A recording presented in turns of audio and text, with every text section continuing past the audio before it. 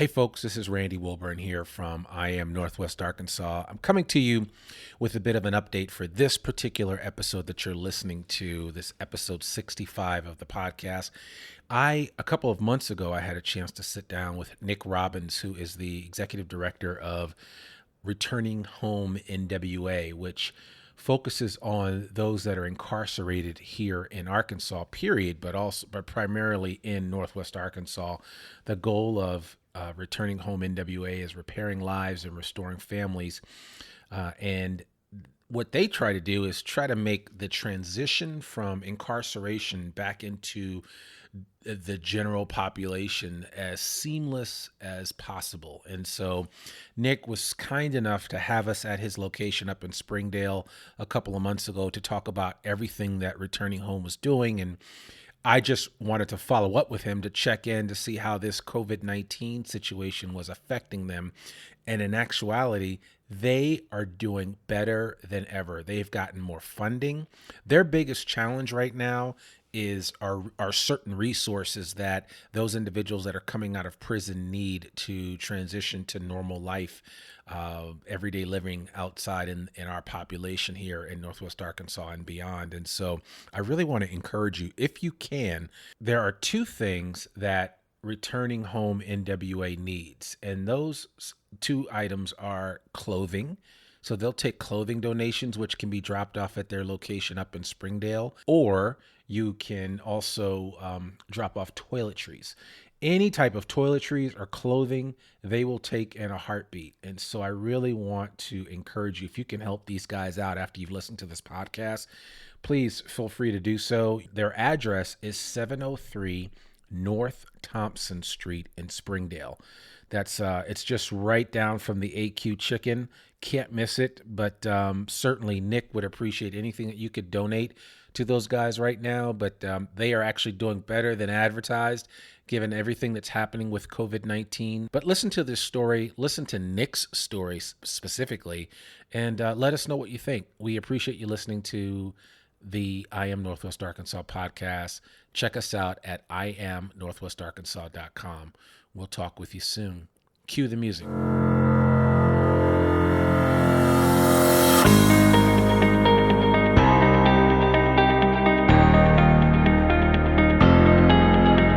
It's time for another episode of I Am Northwest Arkansas, the podcast covering the intersection of business, culture, entrepreneurship, and life in general here in the Ozarks. Whether you are considering a move to this area or trying to learn more about the place you call home, we've got something special for you. Here's our host, Randy Wilburn.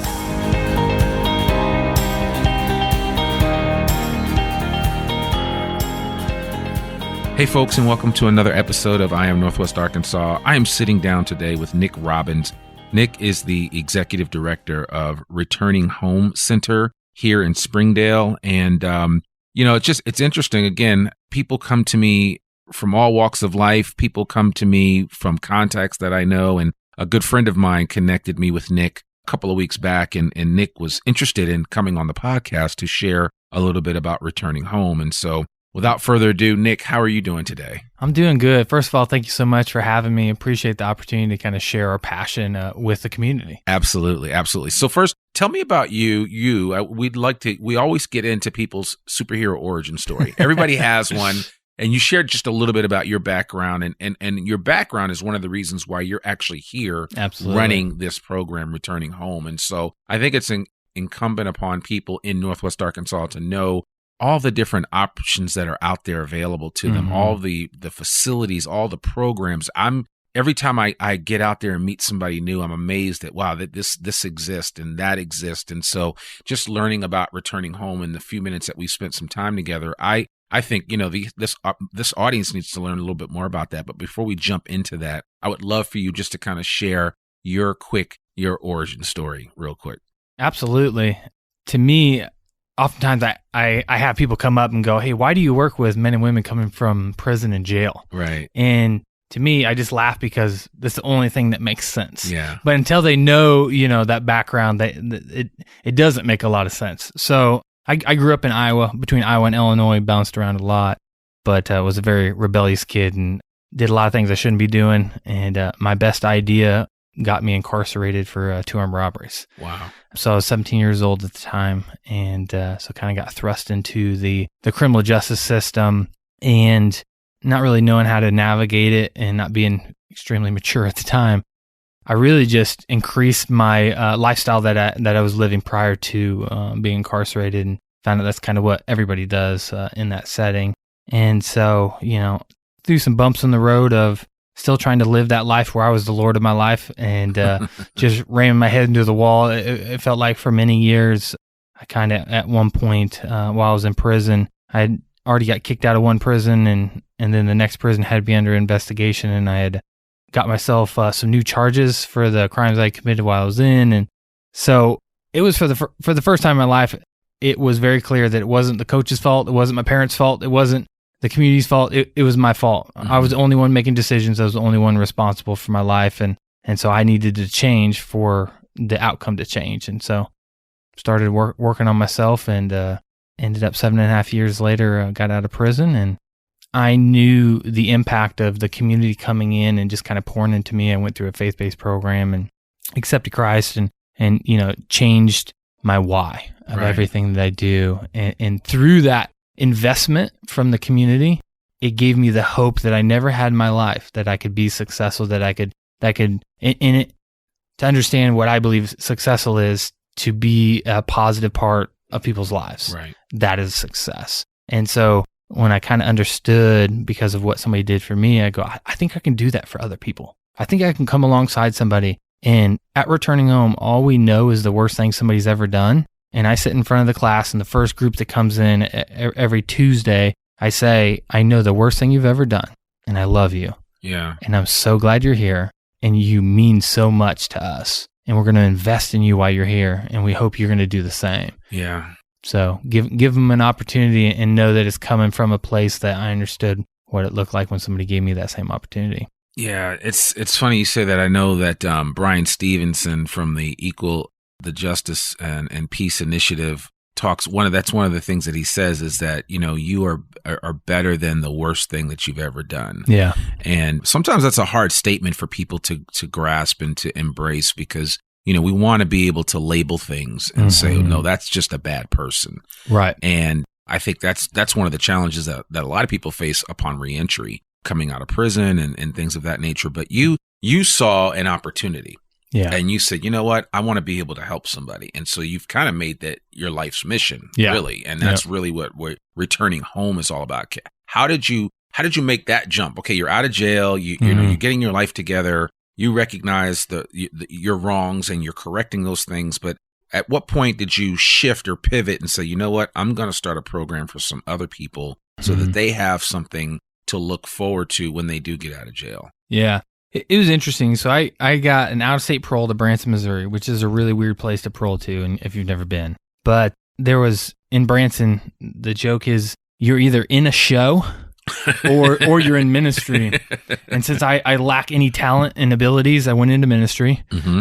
And so I got a phone call that was about a week out. So I had filled out all these applications. I had done all this online stuff, which is the first time I'd ever been online. And so I'm doing all this stuff, and I'm learning how to use a flip phone. And so I'm trying to, basically get back into this community. Sure. And no one's responding to me. And I get pretty discouraged. And then I get a phone call, and they said, hey, from a mutual friend, we heard you just came to our community, and we run a facility for troubled teens. And so we're interested to find out if you'd want to work here. So I was like, well, yeah, let's definitely talk about it. Come to find out, it's a half a mile from my house. Right. So I walk over there one day, and I tell them, I was like, so what would it look like? What would be my job? And they said, well, you're going to be 5 feet restricted to these kids. So they have to be within 5 feet of you. Mm-hmm. You're going to sleep on a bunk with them. You're going to eat in the chow hall with them. And every time they do something wrong, you're going to tell them to stop it. I was like, so it's like prison? I can do this. Yeah. I am made for this. Yeah. And so that was my first job, and I did that for 9 months. And so it gave me the opportunity to kind of understand day to day, what it looks like to come alongside somebody kind of that didn't so much want to make change. Right. And then Prison Fellowship ran the program that I went through when I was in prison. Mm-hmm. And they reached out to me and just said, hey, would you be willing to speak for us at an event? So they had some donors, and so they flew me out to Naples, Florida. The first time I saw the ocean, and I'm in this huge Naples room. is a beautiful area. It definitely is. Yeah. And Franklin Graham was there, and Chuck Colson was there. Sure. And then there was me speaking. I was like, well, that's ridiculous. I don't even know what I'm supposed to say. Yeah. And so I ended up just sharing with them, sharing my passion, sharing what I wanted to do. And I got off stage, and they told me, like, hey, we got an internship for you. And so I immediately started working for them, did that for 90 days, and then they hired me full time. And so kind of been in this field of reentry for 12 years now. Got some schooling out of Wheaton College. They have the Chuck Colson Scholarship that I received. So I took some classes to kind of educate me on it, because I had the experience, but I needed the education on the case management side and then running a nonprofit. And then finally, it was 2014 when I felt called to start my own organization. But if you're somebody that committed to armed robberies, finance is a terrifying thing. Yeah, absolutely. And so I'm like, I've got to go raise my own support. And as a nonprofit, we just raise the support from individuals and churches and different businesses. And so it was pretty terrifying. And so I started the 501c3 in 2014. And then I drug my feet for 2 years before I actually came on as a full-time staff. So we were just kind of trying to do it as a volunteer on my off time. And then clearly, they say that the reason we make change in our life is when the pain of staying the same is worse than the pain of the change. And it became clear that the things were getting painful, and the calling and the passion that I had wasn't going to be fulfilled in my current employer. And so I just took the leap of faith, and I sat down, I told my wife, I go, this is what I feel the Lord's called me to do. We're going to work for free for a month. Yeah. And we're going to give our tithe for 6 months in advance, so that anybody I walk up to, I can say, if I ask you for your time, talents, and resources, understand that I've done the same. Yeah. So I can never ask for something I'm unwilling to do myself. Right. And that not only goes to your supporters, but also your clients. So any of these men and women that I'm working with, I can't tell them, hey, you shouldn't do this, or hey, you should budget like this, or you should, act this certain way. And if I'm on my free time doing all those same things, so I've got to practice what I preach. And so we did that in 2016, and wasn't long, but in March 2017 that we opened up the Returning Home Center. And here at the center, if anybody knows, we're at 703 North Thompson, and that's directly across from Neil's Cafe. So if you know where the Pink Cafe is, you know where we're at.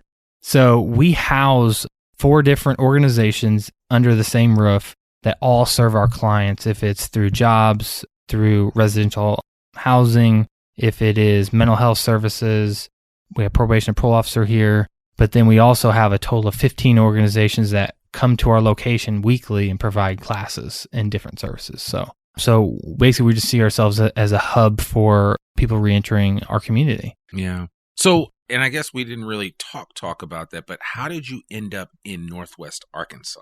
Right. So Branson that's part of the Ozarks, but we're on the other side of the Ozarks. So how did you end up here in Springdale, in this area? Yeah, so when I was working with Prison Fellowship, I was on parole myself. Right. So I couldn't go far. Right, okay. So I had to live where I was at. And then I have 2 stepsons, and their dad is actually a police officer in Branson. So they live with me, but they're able to visit him. So that's why we stayed in Branson and I still live there. For the last 11 years, I've been commuting. Wow. And so that's a real commitment. Yeah. It's a lot of podcasts. Yeah. A lot of audiobooks. It's my time of feeding. And one thing is interesting. We just purchased a house in Huntsville. My youngest son is graduating. So in May, we're going to move down here. And somebody asked me, like, how are you going to learn? Yeah. And I'm like, what do you mean? They're like, so over 3 hours a day, you're driving and you're consuming. And I'm listening to, leadership podcasts, to entrepreneurial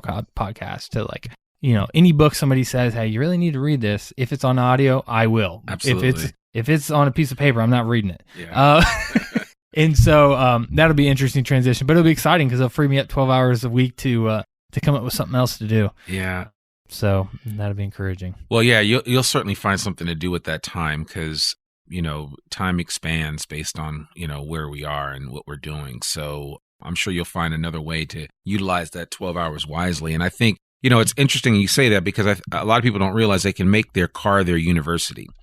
And you can, that's something that I do. I listen to a lot of books, audiobooks, Audible, and then I certainly listen to my fair share of podcasts. Yeah. I mean, obviously I listen to my own because I have to edit them and go through them, but I also listen to a lot of others, and there's just so much edifying information in podcasting and podcast in general that can really help you out. So I am always encouraging people to find a couple of really good podcasts, including this one, of course. Yes. And for all you listeners out there, you want to download and listen to I Am Northwest Arkansas on a regular basis. But even outside of that, just go around and start, picking podcasts randomly and just checking them out. You'd be surprised how much really great information is out there. And there's just a ton of people like myself and others that really just have a story to share and also want to have other people share their stories, just like we're doing now. So I think it's important. Well, and what I've found in my life is that too often we're surrounded by like-minded people, and so we only learn so much, we only experience so much, because most of the people that are around me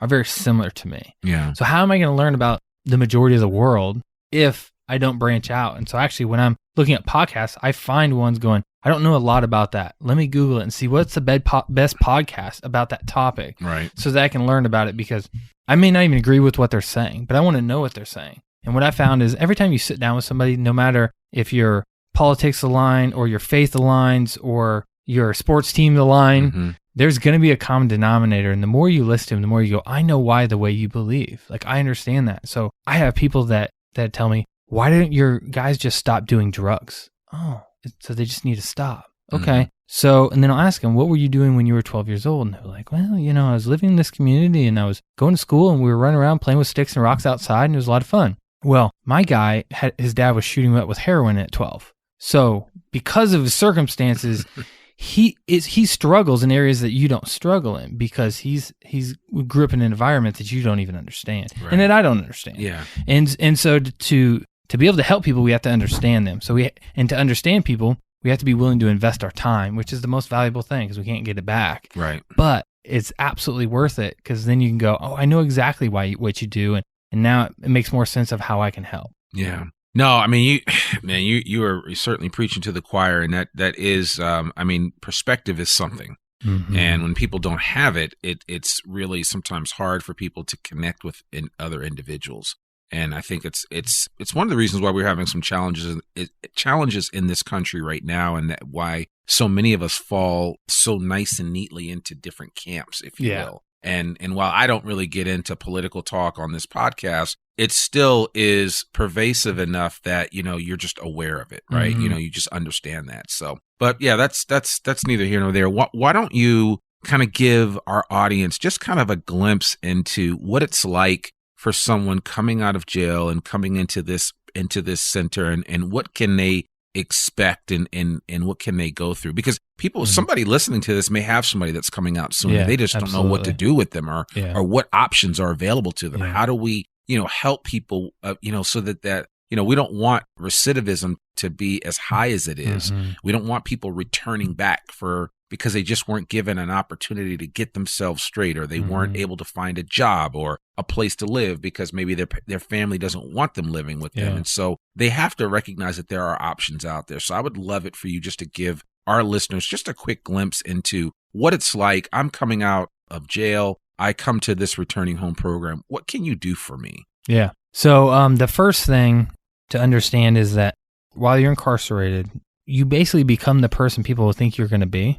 Like, wherever they set the standard, you're going to meet that standard. Right. So if I place you behind multiple layers of razor wire and behind multiple locked doors, and I've got security staff and I got cameras, and we're on high alert because you're a bad person that's getting ready to hurt somebody, well, I'm going to meet your expectation. And I'm going to probably try to exceed your expectation, because that's the type of person I am. But what's different is, so we only work with the highest risk individuals. So they come from prison. They don't have identification. Most likely, they won't even have the medication they should have. Right. They don't have community connections, because the only people that are reaching out to them at this time are the ones that they do not need to be around. And so just a lot of negative influences. And so when they come here, we don't have razor wire. We don't have security staff. We don't even have permission to touch them. So instead, we say, here is the expectation. So what we've decided is culture that we set will dictate your behavior. We do not set our culture based on your behavior. Right. And so we've said, this is what the culture is here. This is the expectation we have of you. And what's been interesting the last 2 years, everybody just assumes that that's the rules and they follow them. Right. Just naturally. Mm-hmm. Hey, I'm supposed to be in at 9 o'clock. All right, guess what? I'm going to be in at 9 o'clock. There didn't have to be a fence around here to keep me in at 9 o'clock. Right. It's just you laid down expectations and I follow them. Now, they may struggle here and there, but for the most part, they're going to follow them. And so when they're going to come in, the first thing they do is we give them a hygiene kit because they don't even have bar soap on them. Right. They don't have their own clothes. Most of them, when they get out, there's just this clothes room that they can just try to grab stuff that fits them and just walk out with the one set of clothes they hadn't been wearing the entire time because they're wearing like these jumpsuit things during their incarceration. So they're going to show up and they don't have shoes and they probably got some sandals. Mm-hmm.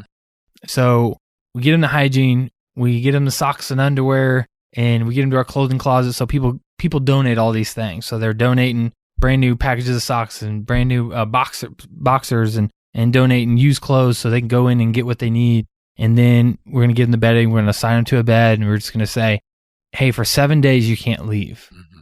And we're doing this so that you have the opportunity to accomplish as much as you can in 7 days, because day 8, we're going to need you to get to work. Right. And so they'll be able to go to some classes, but they'll sit down with the case manager and we'll find out what type of fines and fees do they owe? What counties do they owe them? Are there any court dates they need to show up to? And we'll make all those phone calls and set up all those appointments. Find out what type of mental health do you need to be on. Are you a veteran? Do we need to connect with the VA? And then they'll have 3 mental health counseling sessions. Mm-hmm. So they'll kind of do an evaluation and we'll get them set up and then they'll start going to class. And so they're going to have class 2.5 hours a day. And those classes are, focused on keeping them sober, helping them manage money because they're going to have a job really quick. We connect them with employers. We have employers that come into our building and just say, whoever wants to come to work, let's do this thing. We've been really blessed with, and it all comes from, not that I'm great at doing a sales pitch, it's our guys do great. Mm-hmm.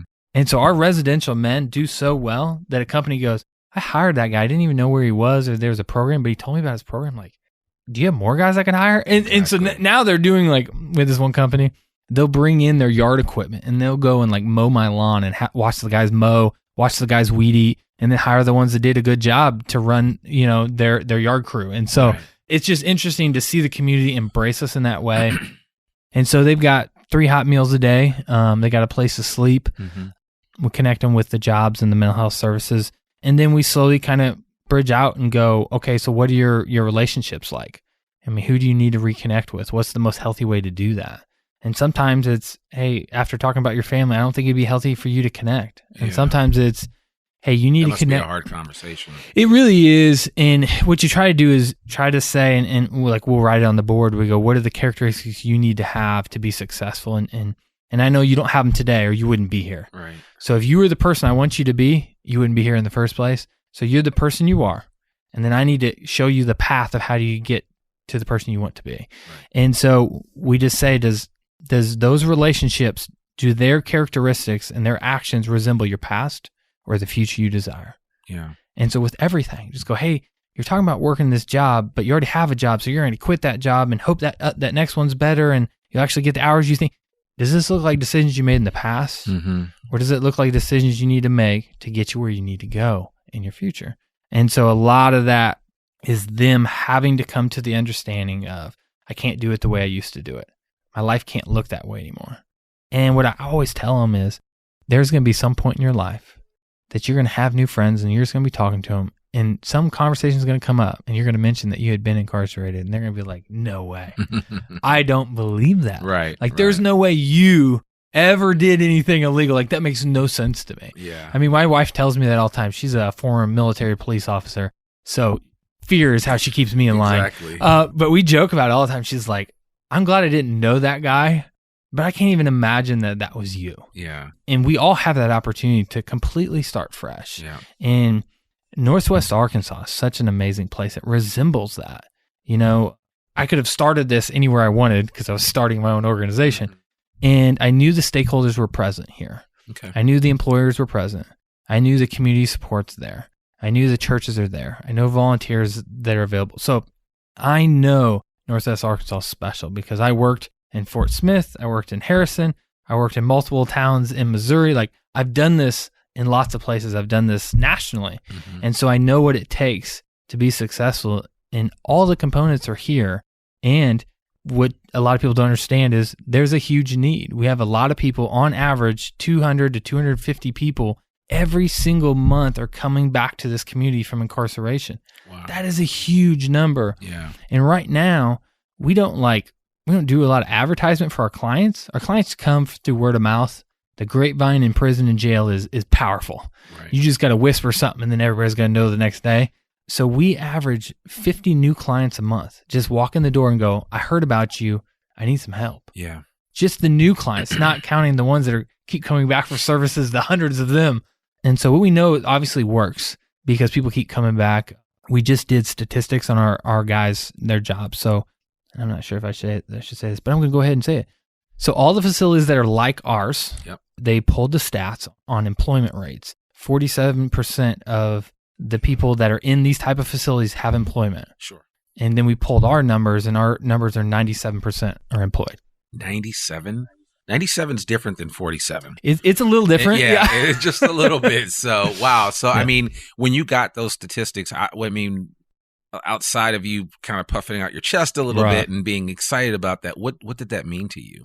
It's one of those kind of like a sigh of relief because there's so many different things we have been grinding since day one. When we opened this place, there's very few services. Yeah. And we just keep, what we do is we try to identify, and a lot of it comes from our clients.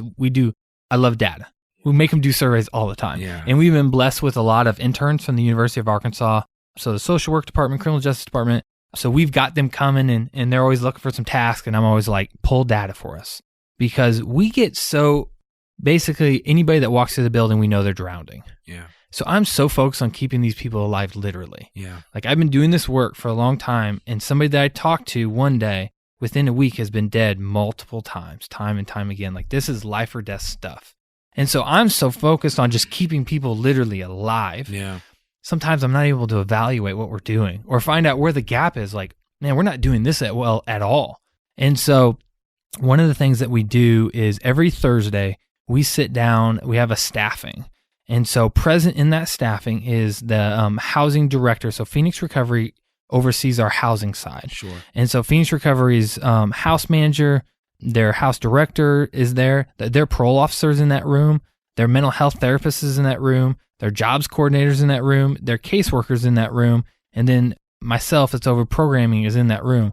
So every aspect of their life is sitting in that room going over each person's name, going, what do they need? Yeah. Oh, this person's struggling on this. This person's daughter just passed away. Okay, what's that look like on the mental health side? Well, we were just seeing them once a week. We'll go ahead and start scheduling it every other day to just make sure we're touching base with them, making sure everything's okay. All right, what's that look like on work? I'll actually let their employer know so their supervisor's aware. If there's anything weird, just to let us know so that we can intervene, because there will be struggle. It will manifest itself somewhere in their life, and we just want everyone to be aware so that we could react in a healthy way of supporting them and coming alongside them. And then sometimes we find out from the mental health therapist, so-and-so decided not to take their medication anymore. Okay, so support staff needs to know that. Right. Because if this person's getting aggressive, like, we need to know that's where it's stemming from. And that helps us with the discussion going, man, this isn't you. You're struggling right now because you're not on your medication. Why don't we get back on it? Because the only other option from here, if you don't complete the 90 days, you're going to jail. Right. That's part of the contract. When they sign it, they say, I'm coming here to do 90 days. And if it does not work out, I'm going to jail. And then the parole board is going to decide what happens to me. They may let them out and they find another address, or they may go back to prison for 90 days. So there's a couple of goals. One is to intervene in somebody's life before they commit a crime. So the people that we're sending back that go to prison, it's not because they're committing crimes. It's because they're violating their parole, which is rule-based. So you failed the drug test, or you stop showing up to class, or you quit your job and you're refusing to pay rent. So we want to intervene before the community is impacted in a negative way. Okay. Wow. So, I mean, just listening to all this, and there's so many moving parts. How can people help you guys out? I mean, just whether I'm an individual that's just hearing this and really moved and I want to help out, I want to give in some way. You know, you were so kind enough to give me a great tour, and I got to see everything here. You mean, you have a Goodwill location where there's clothing for individuals that don't have anything, and they can pick a couple of items. You have a food pantry. You mentioned the hygiene earlier, which is really important. How can people that are listening to this, if they want to be involved, how can they get involved? Yeah, the best way is to go to our website. It's returninghome.nwa.com. Okay. And on the site, it kind of shows different ways to connect. We are, Returning Home is a nonprofit, and we are funded by donations. So donations are always huge. There's always volunteer opportunities if somebody's interested in facilitating classes. We have also other people interested in going, hey, I'd love to come speak at just one class. Yeah. So we love bringing in specialists. So you may not even think, what you're bringing to the table is important. We had a real estate agent come in, and we had a banker come in, and we had people all different fields. We had former police chief at Fayetteville came in. And so it's just, I want them to hear people's stories. Yeah. I want them to know we all care about them. I want, if we have a specialist and somebody that does that really well, I want them to kind of share what that looks like. Why it's important. We have insurance people that come in, just kind of talk about the value of having insurance. Right. We've had healthcare clinics come in, talk about it's cheaper to take care of yourself and on a regular basis do appointments and get dental done and eye stuff done, then wait till everything falls apart and then run to the emergency room and be in debt for many years. So that's always important. Then if it's business or a church wanting to just kind of connect, definitely reach out. There's lots of different opportunities. We actually do a sale from vendors donate overstock items to us, and we do a warehouse sale in November of each year. Okay. And the last year we did it, we actually raised $10,000. Wow. From selling stuff that vendors were looking to move out so they can get more room for their new stock. We have one of the vendors lets us utilize their warehouse, so throughout the year we can just store stuff until the sale actually comes. And so that's a great opportunity. And then the 15 organizations that come in, we say it's not about institutionalized success. It's not about making them successful while they're here. It's about making them successful in the community. So what's it look like to bridge the gap to the community? So if there is people that are, in a church or in a support group or doing something outside of this building, you're going, I just want them to be aware that this is out there and that we welcome them in. Yeah. You don't know how exciting that is for them. They're going, wait a second. So the worst thing about me, you showed up and you just invited me to your group? Yeah. That's pretty amazing. Yeah. And that gives them hope. Every time somebody comes and says, you're of a value and I want you to come alongside me, be a part of my life, that just gives them the hope, because what we've done, it's too bad, but as a society, when you throw somebody in prison, you're telling them we're not comfortable with you being in our community and being in society, and their actions led to that. Totally understandable, and we don't justify any of that. Sure. But at some point, then you have to welcome them back in, because they're coming back in. But if you don't welcome them, that actually causes a lot of issues. And so mentally they're thinking, no one even wants me here. Everybody's against me. I couldn't go ask for help because they'll just turn me away. And I was working with one guy in Fayetteville, and it was many years ago. We walked into the Social Security office, and they actually had his birth location down wrong. Okay. They said he was born in Tennessee, and he's like, Nick, I've never left Fayetteville in my life unless I was in prison. And I was like, so we really need to get a Social Security card, and I don't care what you got on your screen. And they just said no. And it was our third no for the day. He walks out to the car and he goes, Nick, if I hear another no, I'm going back to the lifestyle. They'll tell me yes every time. Right. And I was like, well, let's go out to eat. That waiter will tell you yes, whatever you want, man. Right. Let's go get you something, But anybody's going to get to that point. If you just keep getting pushed away going, it's not going to work, it's not going to work, it's not going to work, you get discouraged. When you walk into the DMV and you say, hey, I got to get a non-driver's license photo ID, they're going to say, do you have a birth certificate and Social Security card? You say, no, to get my birth certificate, I actually need a photo ID. But to get a photo ID, I need my birth certificate. And then you're just going to spin around in a circle for days. Right. Because no one's going to sit down and say, here's some alternatives. Let's see if we can get this printed out. Let's call their supervisor if we need to, because we do that. Yeah. And so we actually have staff every single week take our clients to the DMV and just say, no, this is what we're going to get. And yep, we do it every week. So it is okay. And probably once a month, we'll get a few guys they'll turn away, even though they did it the exact same way. We do it every single time. Right. And then next week, we just bring them and they'll get it the next time. But if it's somebody that doesn't have that assistance, they're going to turn away. And so you may be that person that's saying, I want to help. I want to be a part of that assistance. Not sure what way, and connect with us, and we could definitely find something and love to give you a tour just to kind of know what's going on in your community. Oh, man, I love that. I love that. You've really given our listening audience kind of a picture of what returning home is all about. And I certainly want to commend you for figuring out a way to give back even outside of your circumstances and say, I want to make other people go through something different than maybe what I went through. And I mean, it's a great story all around. And I'm glad that we were able to connect and that you were able to share. There's just so many things that you guys are doing. And we'll put all this in the show notes so people know how to get connected with you, how to reach the website. If they want to donate, we'll make sure that we put all that information on the show notes so that they can learn more about all the great things that Nick Robbins is doing here at Returning Home Center. And again, they're right across from Neil's here in Springdale on Thompson Street. And so, it's a great organization. And I would encourage you guys every week I'm blown away, and not even just every day I'm blown away by all the great things that are happening here in Northwest Arkansas. And this is just one example of that. So Nick, thank you so much for being on the podcast and for sharing. Is any final thoughts that you want to leave with our audience before we close out? Well, definitely thank you for what you're doing, giving the opportunity to enlighten our community on all the great things that are being done. And you will be inspiring people's passion, because somebody is listening to this right now going, I've been wanting to do that for years. Let me jump on it and try to figure that out. Absolutely. And so you could be starting the next returning home organization just by being willing to share and kind of cast that vision. And all I'd say is, if there is something in your heart that's saying that, hey, this is the population that I want to serve, or I know somebody that needs these services, reach out, because I never get tired about talking about what I'm passionate about, what I've been created to do. So we'd just love to hear from you. I can see that. Well, thank you so much, man. We really appreciate you. Well, folks, there you have it. Nick Robbins, Executive Director of Returning Home here at 703 North Thompson Street in Springdale. It's right across from Neil's Restaurant. They're close to a little bit of everything over in this area. Not far off of Emma, not terribly far from the Jones Center.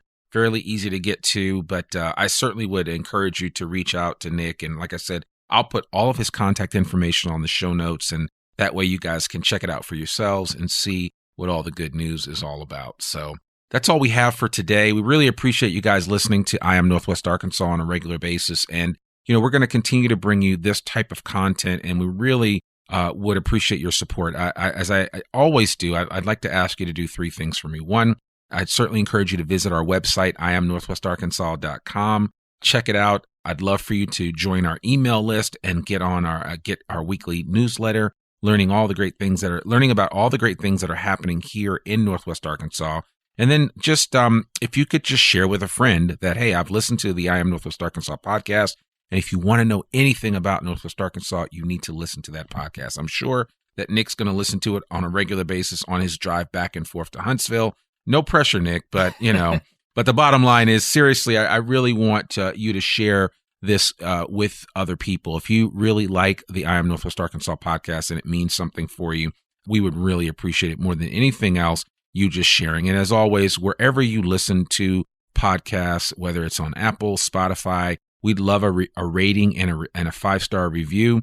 And just let us know what we're doing right. Maybe let us know what you'd like to hear more of, and just reach out. And as always, you can reach me, Randy, the host, at randy@iamnorthwestarkansas.com.